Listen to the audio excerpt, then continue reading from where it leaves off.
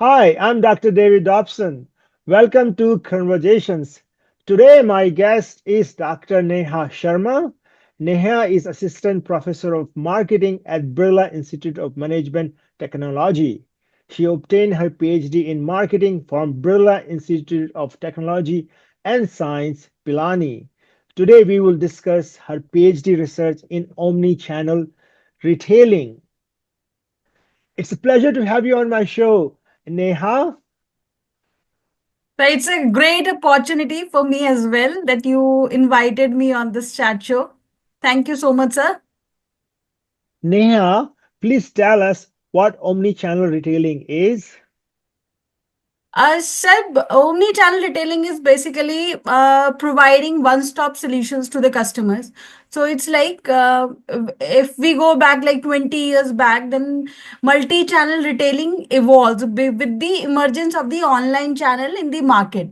Okay, So what happened in the last decade that people started hopping from one channel to another. okay, Like they were like browsing the products in store, they were yeah, looking for discounts on the online channel, and okay, then they started utilizing both the channels in order mm, to have the better discount, better prices, okay, and for the variety.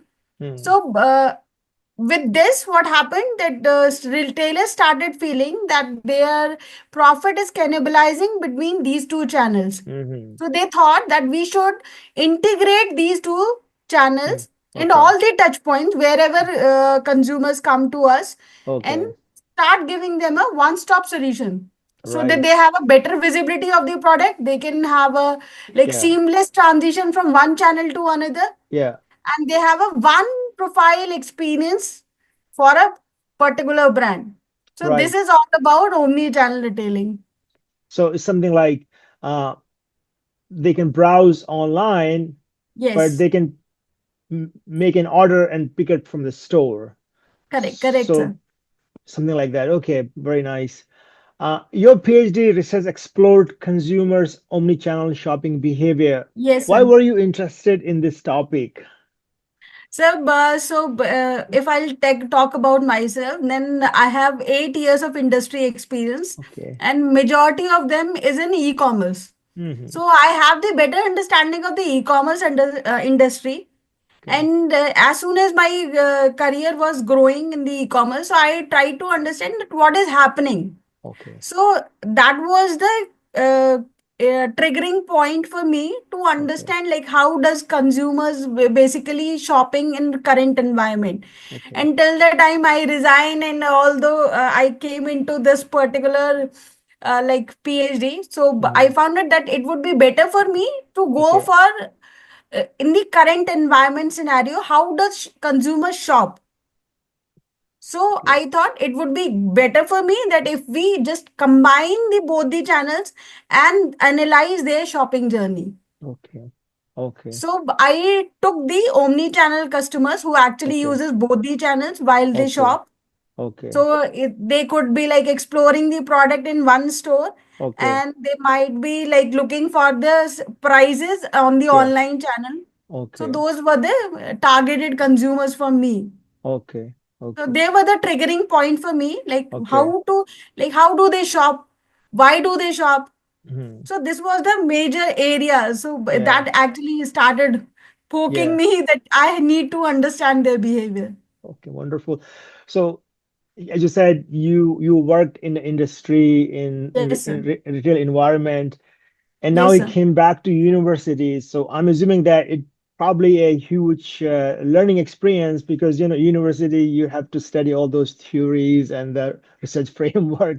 How was that experience transition from Uh, industry? I I can't tell you in words that it is a bit, it's a very challenging for me. Yeah, When I came back to PhD, it was like, oh my God, that I have to study these models, and like I have to implement all the like experiences and yeah, relate to the theoretical model, yeah, because academics is all about that yeah, existing literature should mm, justify it, yeah. and that was like I took almost 5 years to complete this PhD somehow to justifying whatever I experience or whatever I try to study. Yeah, So this was the major challenge for me because I had no idea like how to put a like how to make a model, how to do a research from the scratch. yeah, yeah, I can tell you that I'm just a beginner. I just started.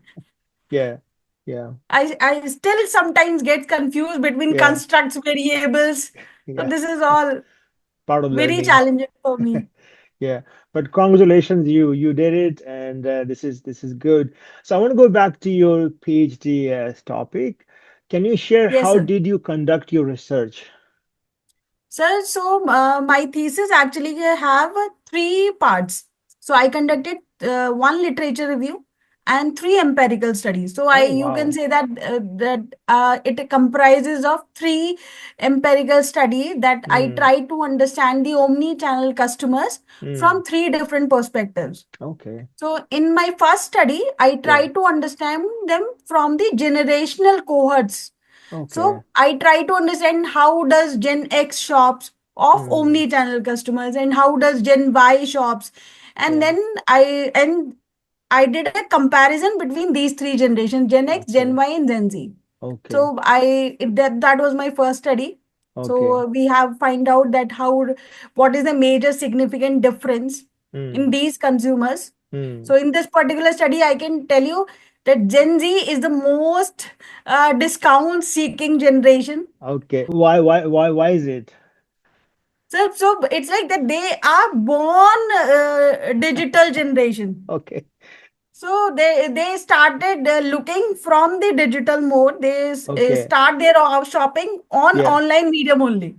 They Okay. only go for offline medium when they find it that it is not possible for me to get this in the offline mode. So they are Okay. more convenience oriented and discount seeking. Mm, And okay. from the perspective of this omni-channel customers, one more thing I found out from the Gen X that though people were like hesitant before COVID-19 to shop online, Mm. but this particular generation is now frequently shopping online. Oh, nice. So in India is actually evolving. So Yeah. Yeah. majority of like this metropolitan cities Yeah. and the urban areas, Mm, Gen X are yeah. the customers are very much into online shopping. Okay. So I want to ask you, so as you Yes. compare three different cohort, Yes, sir. um, So, but yeah. actually, I try to understand their online shopping orientations. Okay. So Okay. my sample was omni-channel customer, those who Okay. uses both the channels.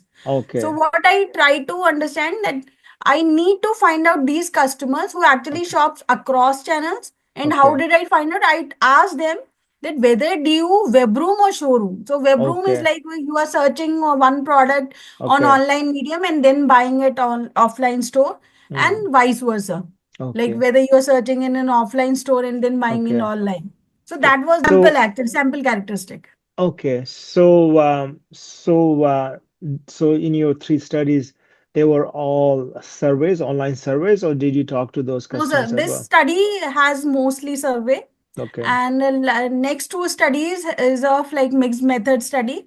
Okay. So in the next study, I try to find out the barriers and the drivers Okay. to shop from those omni-channel stores in Mm, the online medium. So if I give you one example, there is mm, a clothing store in our country that is Shoppers Stop. It's a mm, big retailer. It's a mm, multi-channel retailer.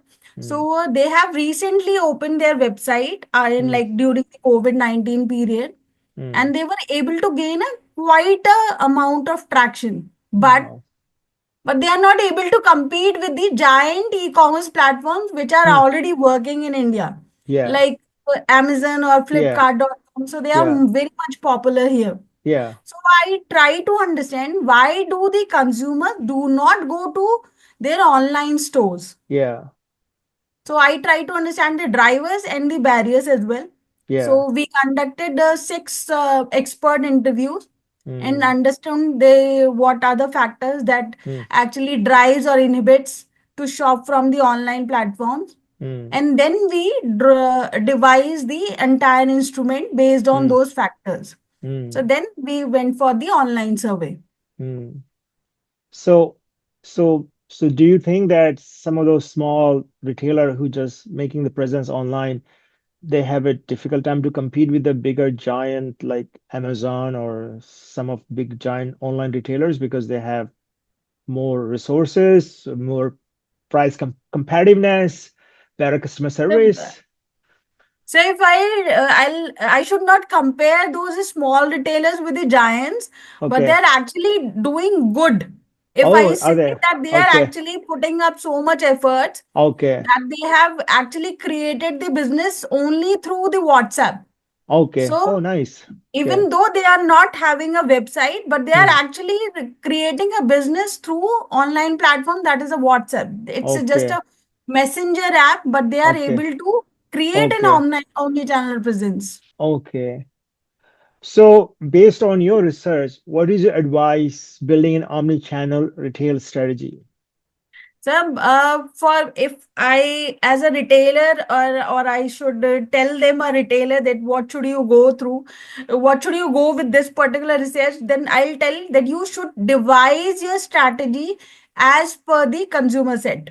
First of all, if you are targeting a Gen X and if your product is actually applicable to Gen X, then you should give them a transparency. You should give them a easy user interface so that they can come to your platform and build a customer relationship with them. Hmm.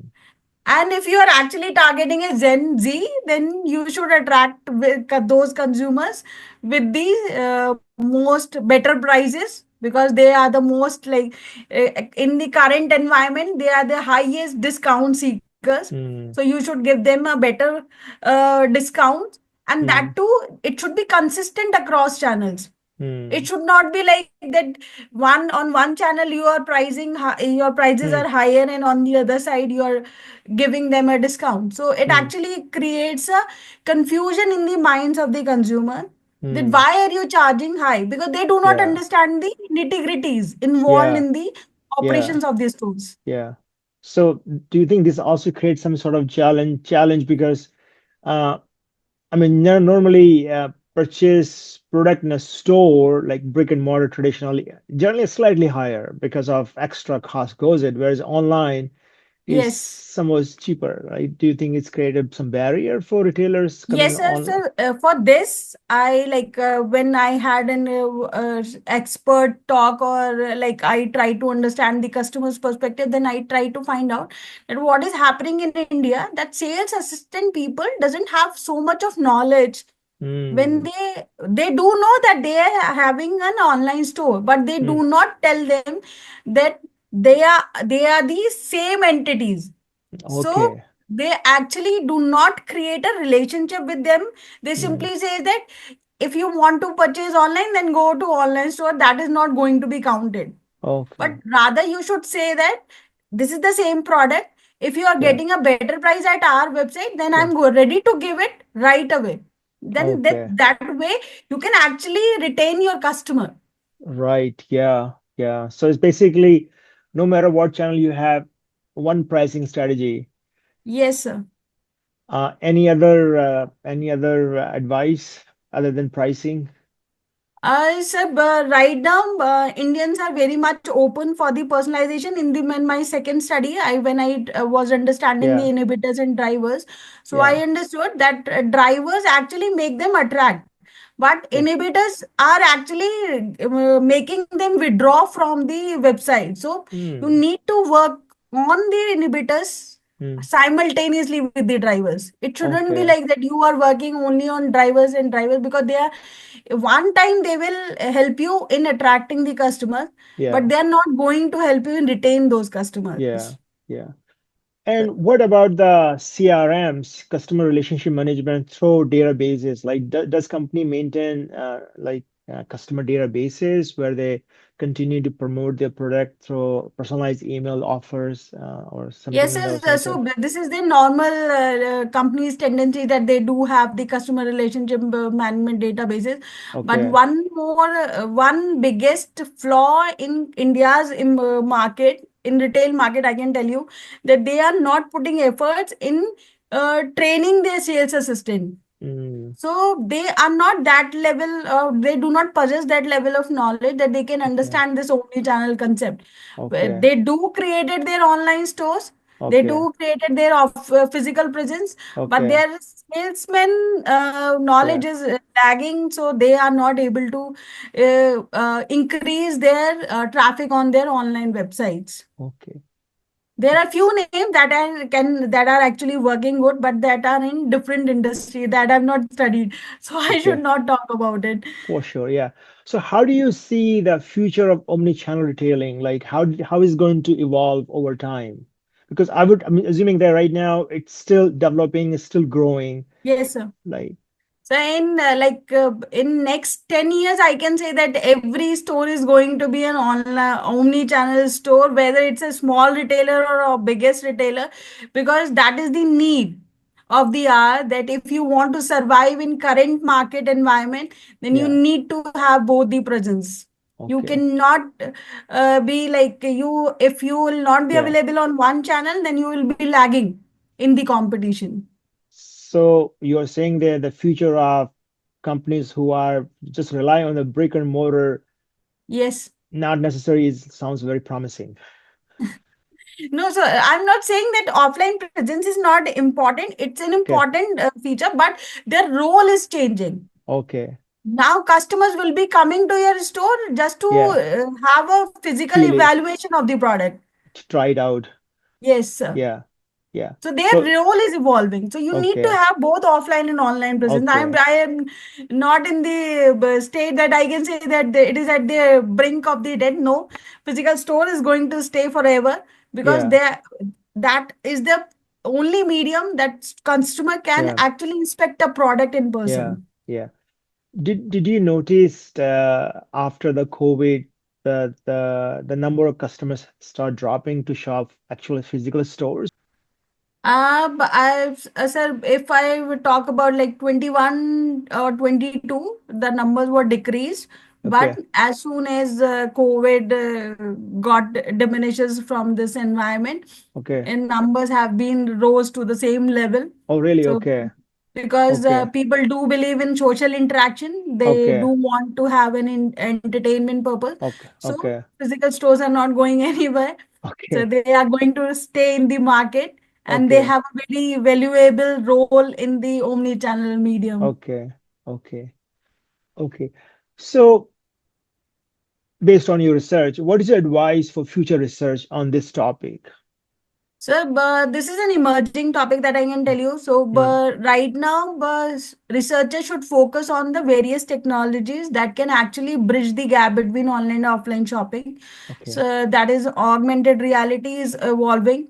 So, Okay. like how, because in India, I can tell you that we have not implemented AR glass or AR try-on as it was expected. There Mm, are so many barriers for the adoption of the augmented reality. So researchers should focus upon that. And there are various models in the omni-channel, like buy online, pick up in store. mm, Still, consumers are reluctant. That I can observe mm. from my if you simply behave like a customer, then you start feeling like that you are not even using buy online, pick up in Yeah. store. Then what would be the reaction of the other consumers? So we are on the same platform. So I can say that the consumers are reluctant to the different kinds of shipping models. So researchers should focus on those different technologies, like what should be the role of the AI in the increasing the omni-channel adoption. Mm. So that this could be the major focus area for the future researcher. Okay. Thank you. So Neha, what is next for you? I've started like few research papers, so I'm actually working on the I'm trying to understand the omni-channel shoppers, psychographic characteristics from a different level. Like how do they actually, how does their web rooming and showrooming frequency differ based Okay. on their characteristic and the contextual factors, whether the Okay. stores have this, are they too much crowded, or they are living in a very rural area. So from there, I'm trying to understand the omni-channel customers. Secondly, Mm. I'm working on the D2C business model so Okay. that like brands are attracting consumers directly. So I'm trying to understand like what is the inhibitors that are actually not allowing consumer directly to purchase from those brands. So this is the Nice. uh, current, I can tell you, that on which I am working upon. Yeah. And now recently you've been appointed at the BIM Tech to teach marketing there. Yes, sir. Yes, sir. That's great. Exciting things. Thank you for your time and sharing your research, Neha. Same here. Thank you so much, sir, for inviting me on your chat show. It is really nice meeting you and nice talking to you. It's a great pleasure for me as well. Thank you.